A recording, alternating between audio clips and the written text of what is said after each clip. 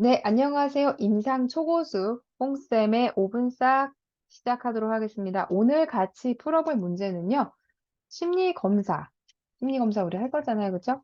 심리검사 결과 해석에 관한 설명인데, 이거를 이제 순서대로 나열을 하는 거예요. 심리검사 결과 해석을 하는 뭐 과정? 네, 요렇게. 제가 전에도 말씀드린 적이 있는지 모르겠는데, 저작권의 문제로 해서 전문을 싣지는 못합니다. 대충 이런 문제예요. 근데 이거는요, 여러분, 사실상 이거를 실기라고 보기엔 상당히 부끄러운 문제예요. 왜냐? 이거 뭐 기억, 니은, 디귿, 리을 한 다음에 순서 맞추는 거거든요. 이거는 사실상 필기 문제죠. 너무나도 수준이 낮은.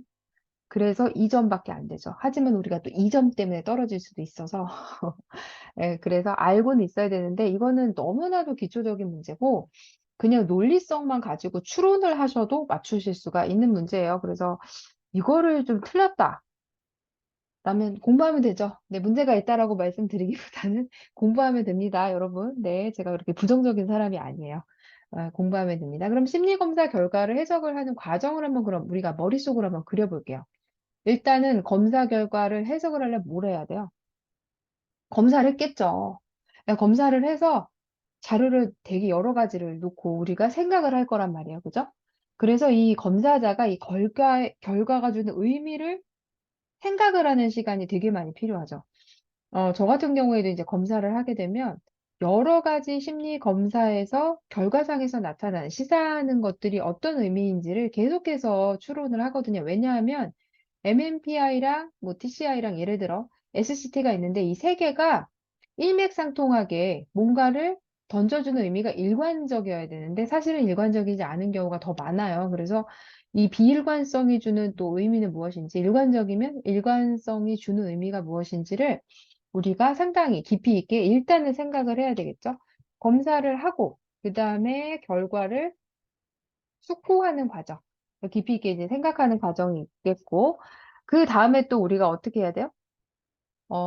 우리가 검사 결과 해석은 혼자 하는 게 아니에요. 해석을 해서 전달을 하는 과정은 혼자 하는 게 아니에요. 지금 누가 앞에 있죠? 그렇죠. 내담자. 내담자를 우리가 생각을 해야 돼요. 검사 결과 보고서를 쓸 때도 여러분들께서 뭐 이렇게 전문 용어를 정말 많이 쓰시면서 얼마나 본인이 많이 배운 사람인가를 티내고 싶어 하시는 분들이 있어요. 그런데 그거는 내담자를 위한 게 아니죠. 수검자를 위한 게 아니죠. 정확한 건 수검자니까. 수검자를 생각을 해야 돼요. 그러니까 수검자가 이 말을 알아들을 것인가? 내가 잘난 척하는 게 이 검사 결과 보고서의 의미가 아니죠. 왜 목적이 아니기 때문에 수검자를 생각해서 이분이 이거를 받아들일 만한 어떤 배경 지식이 있는가? 예를 들어 수검자가 어려요. 근데 이 수검자한테 결과 그럼 해석 안 해줘요? 어린이인데 얘 한 네다섯 시간 동안 나한테 굴림을 당했어요. 근데 얘한테는 안 해줘요? 저는 무조건 검사 결과를 해석할 때는 수검자 먼저 합니다. 부모가 아니에요. 먼저. 그분이 하셨잖아요. 아동분이.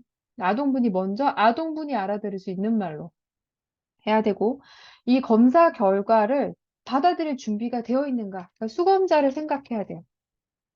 그 다음에 뭘 해야 돼요? 음, 받아들일 준비가 되어 있는가를 한번 생각을 한 다음에 우리가 전달을 해야죠. 조심스럽게 전달을 하고 언제나 조심하셔야 되는 건 우리 이거 다 뭐라고요? 가설이에요. 어떻게 이 검사 몇 개로 마무리 풀밭대리를 돌렸다고 해도 이거 어떻게 그 사람을 쏙쏙들이 다 안다고 할 수 있어요? 그거는 교만이죠. 그래서 우리가 이거는 하나의 가설일 뿐이다. 이러이러한 경향성이 있다는 건 어떤 가설일 뿐이다라는 거를 염두에 두면서 결과를 전달을 하게 되고, 그 다음에 이 검사 결과를 제대로 이해했는지, 누가 제대로 이해했는지, 그쵸? 수검자가 제대로 이해했는지 확인을 해야 돼요. 이건 뭘 통해서 하는 거죠? 해석 상담을 통해서 하는 거죠, 지금. 그래서 검사 결과를 숙고하고 수검자를 생각을 해서 그 사람이 받아들일 준비가 되어 있는지, 그러니까 준비가 되어 있는지를 우리가 파악을 하고, 그 다음에 전달을 하고, 그 다음에 전달을 한 내용에 대해서 제대로 이해했는지를 우리가 확인을 하는 과정을 통해서 심리검사 결과 해석이 끝나게 됩니다. 자, 오늘도 여러분 너무너무 고생 많이 하셨고요. 저는 또 다음번 문제로 여러분과 함께 공부하도록 하겠습니다. 고생 많으셨어요.